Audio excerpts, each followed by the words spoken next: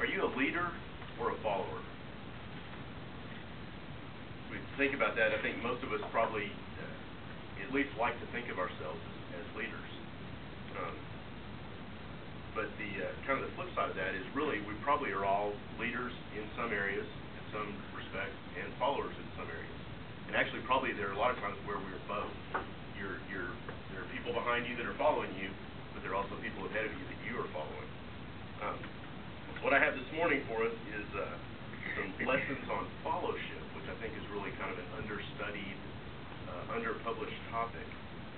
From The Karate Kid, which is, some of you might know, is my favorite movie of all time.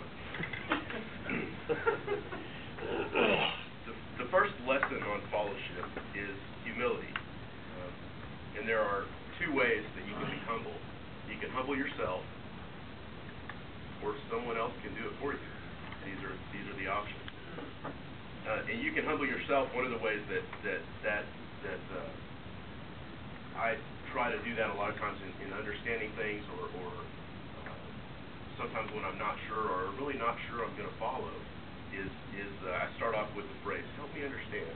Help me understand why we're going this direction. Help me understand why we're doing it this way. And a lot of times what I find is I think I have a better idea, and I'm not going to follow. I'm going to pull some other direction.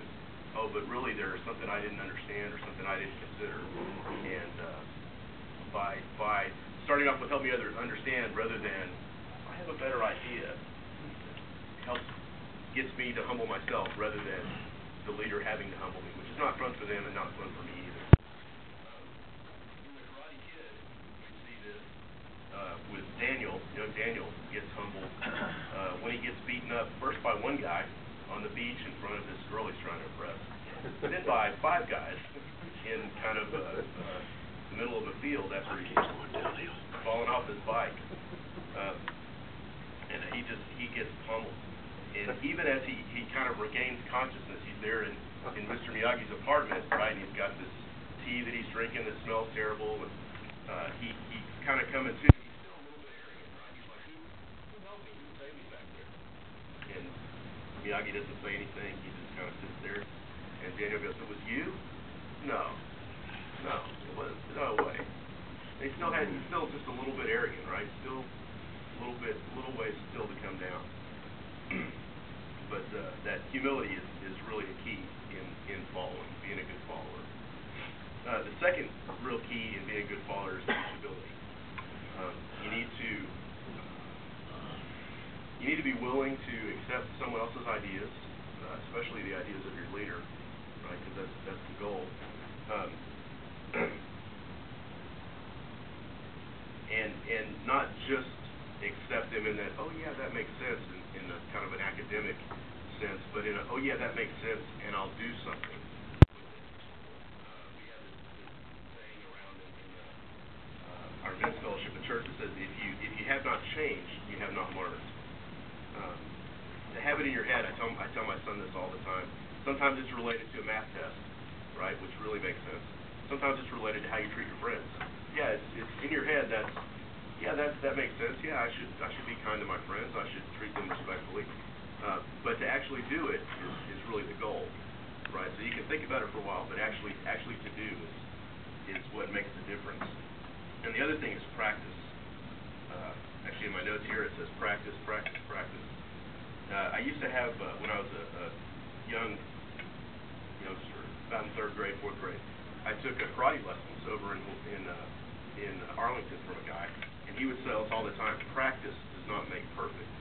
Perfect practice makes perfect. So whatever you practice is what you'll do. You see that in The Karate Kid with wax on, wax off, and sand the floor, and paint the fence, and paint the house, right? And there are specific ways when he's painting the house that he should do it, and they should lock his wrist, breathe in, breathe out.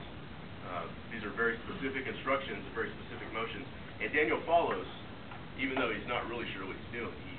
There's a point where he blows up and thinks that he's just being, I'm just being your slave, is what he says in Miyagi. But he's following, which actually brings us, the teachability is the second key. The third key is commitment, and actually that Daniel's little blow up really illustrates that commitment point. there are a couple of factors in that.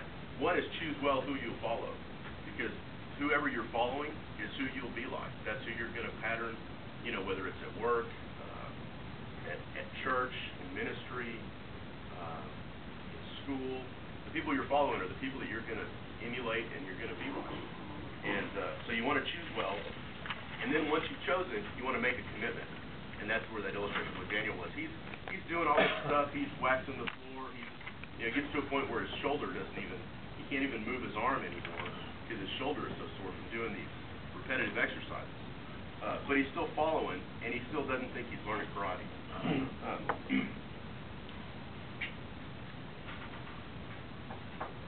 This commitment is illustrated in the movie where he says, Miyagi says, okay, are you ready? Are you ready for karate training?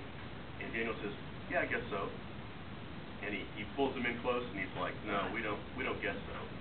Either you're going to do it, or you're not going to do it. You're going to guess so, you're going to get squished like a grape. That's his sound. And Daniel says, then, yeah, I'm ready. And then once he makes the commitment, he's going. He's there early. He stays late. Until the little blow up. But good fellowship is really a lot about making your leader successful, and in doing that, making the team that you're a part of successful. So when I ask, are you a leader or are you a follower? The answer is probably both, although really probably the fellowship may get less attention. So as you kind of go through your day-to-day, you think about that and sort of how can I be a better follower? How can I support the people